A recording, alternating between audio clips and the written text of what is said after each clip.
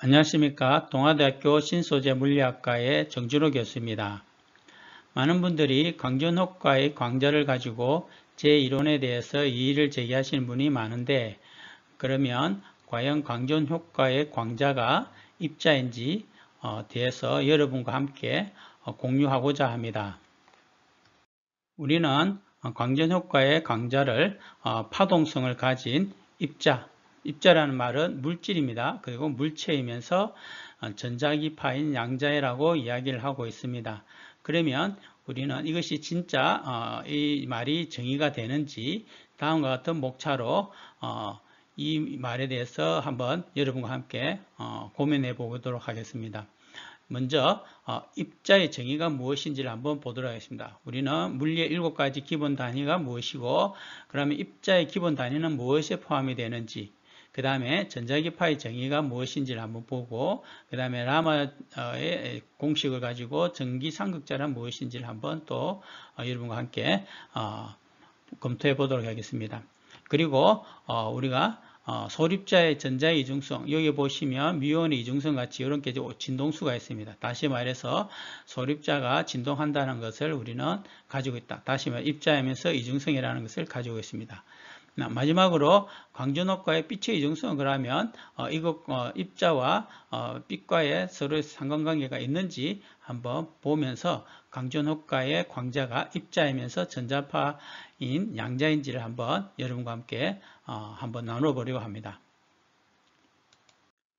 우리는 자연의 모든 현상을 물리의 7가지 기본 단위를 이용하여 다 설명할 수 있습니다. 그리고 한국표준과학연구원에서 이 7가지의 기본 단위를 이와 같이 정의를 하고 있습니다.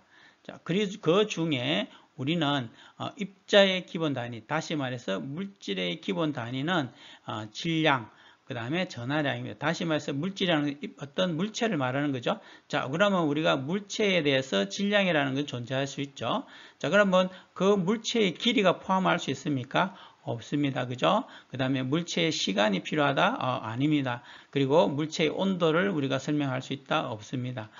물체의 광도, 빛의 세기를 설명한다? 아니죠. 물질의 양, 물질의 양, 이거는 10의 23승계가 되어야 되겠죠. 그러니까 이것도 안 됩니다. 자, 암페 안에 1초라는 시간에서 뭐가 들어있습니까? 전하량이 들어있다는 겁니다. 다시 말해서 우리가 물리의 7가지 기본 단위 중 입자의 기본 단위는 질량과 전하량으로 표현된다. 그래서 여기에 우리가 아주 작은 입자, 전자의 질량이 존재하죠. 그 다음에 전자에 뭐가 존재합니까? 전하량이 존재하게 됩니다. 그래서 우리가 물질을 표현할 때 질량이 얼마냐, 전하량이 얼마냐, 이것을 우리가 물질의 두 가지 기본 단위라고 합니다. 자, 그러면 이 물질의 정의라는 것을 다 있겠죠. 자, 그래서 브리테니카 백과사전에 머티리얼 서브스턴스라고 해서 모든 객관적 현상에 기초를 하고 형성하고 있는 물질이라고 이야기했습니다. 다시 말해서 물질은 질량이 있어야 되고요. 그 다음에 전하량이 있어야 된다, 이런 말입니다. 그래서 소립자들도 질량과 전하량이 표현됐다. 여기 보시면 이 소립자의 테이블이 되겠습니다. 이 소립자의 테이블에 보시면 질량이 존재하고요. 전하량이 다 여기에 존재하고 있습니다. 자, 그 중에 우리가 질량과 전하량 둘 다 없는 입자가 있는데 여기에 딱 특별하게 광자와 글루온과 중력자가 있습니다. 자, 다시 말해서 이것은 어디에 위배됩니까? 브리테니카 백과사전에 입자 또는 물질이라는 것의 정의에 위배된다는 말입니다. 다시 말해서 광자는 뭐다? 입자가 아니다는 것을 우리가 알 수가 있습니다. 그러면 우리가 광자가 전자기파라고 했는데, 그러면 그 전자기파가 과연 입자인지 한번 보도록 하겠습니다. 자, 우리가 잘 알고 있는 이 측정기 판에 거리가 일정하면서 이 전하량이 코사인 오메가 t 진동할 경우에 여기에서 전기장의 세기와 자기장의 세기가 변하는 것을 알 수 있습니다. 그리고 이 전기장과 자기장의 변화에 의해서 우리는 전자기파가 방출하는데 그 전자기파의 영역은 여기에 되겠습니다.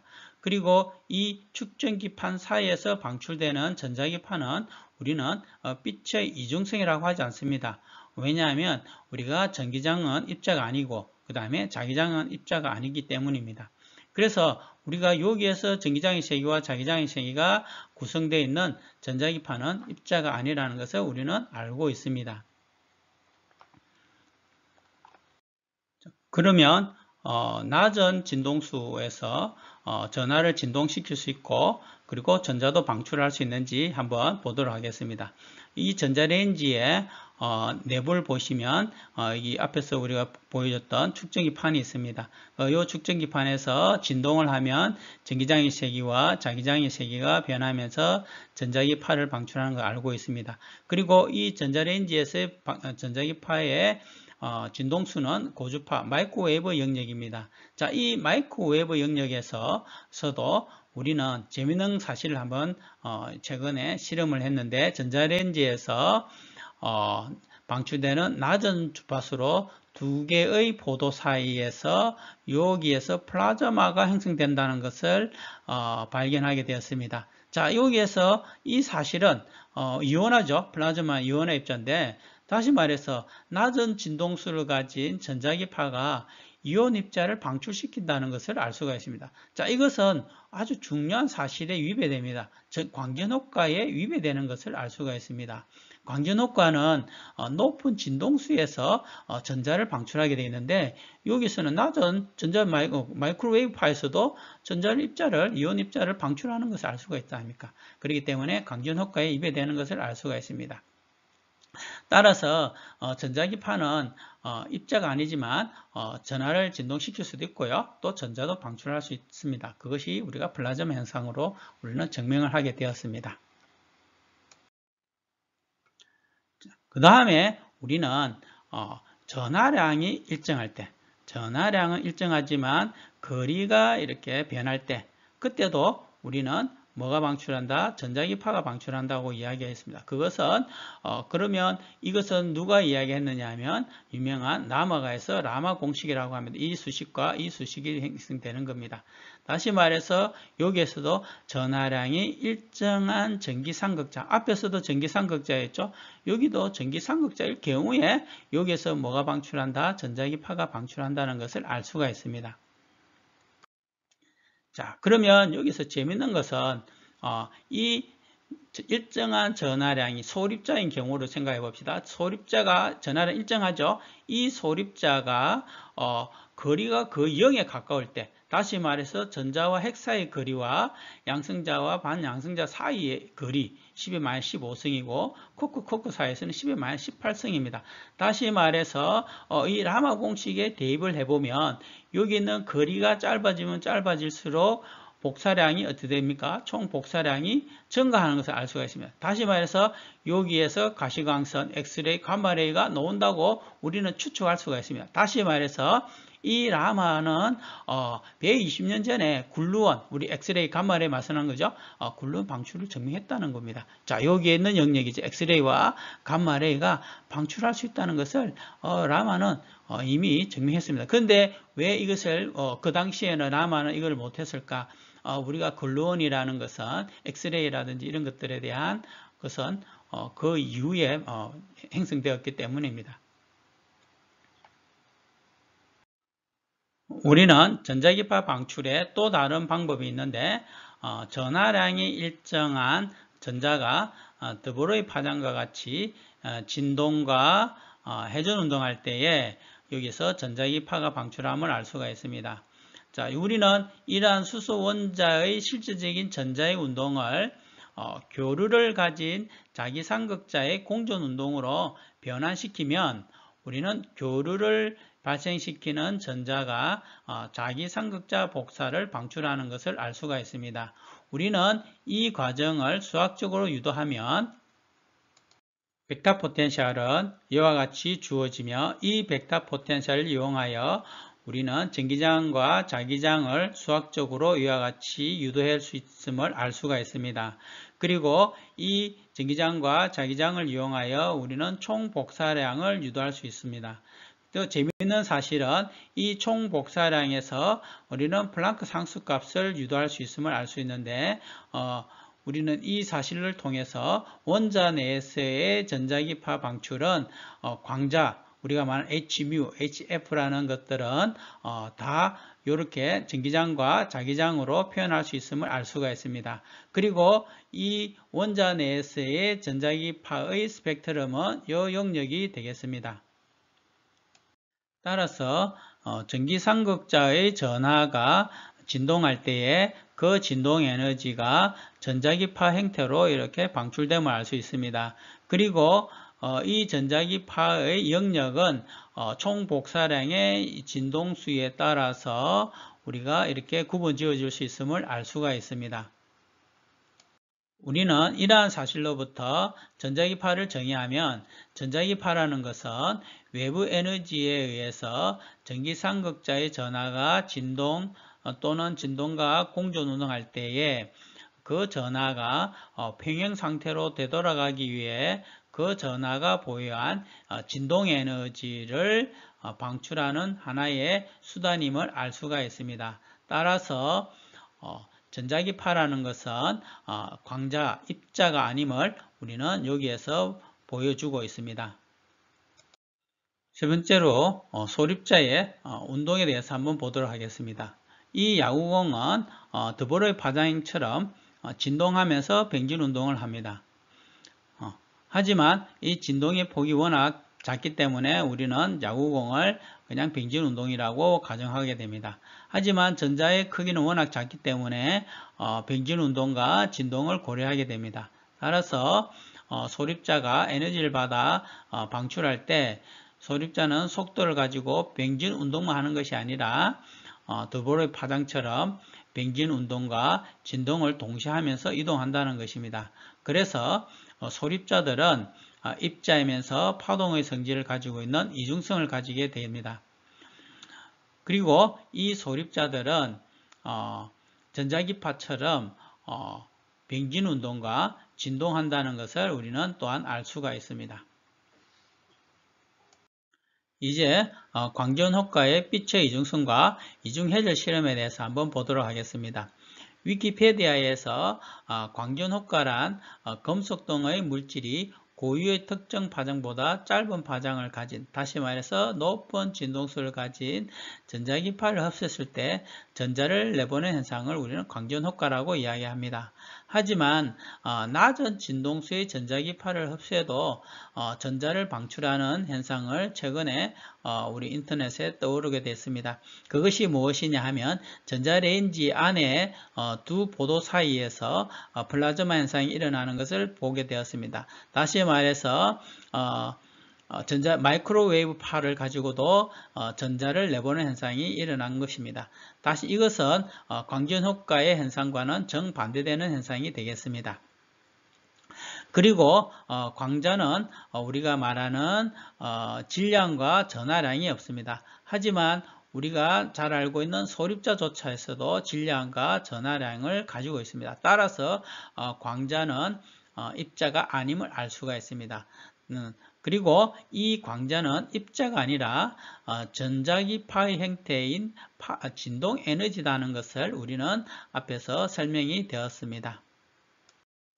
많은 분들이 이중해절 실험으로 빛의 이중성을 설명하는데 그것이 정당한 건지 한번 보도록 하겠습니다.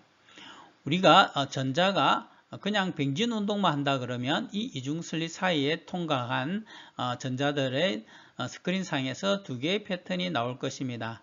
하지만 이 전자는 드보르의 파장을 가지고 있기 때문에 진동하면서 병진 운동합니다.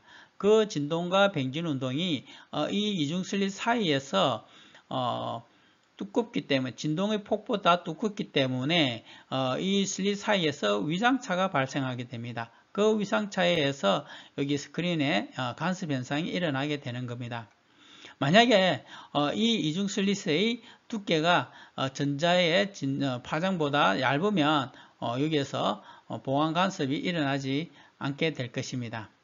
빛도 마찬가지로 병진 운동만 하는 것이 아니라 진동과 병진 운동을 하게 됩니다.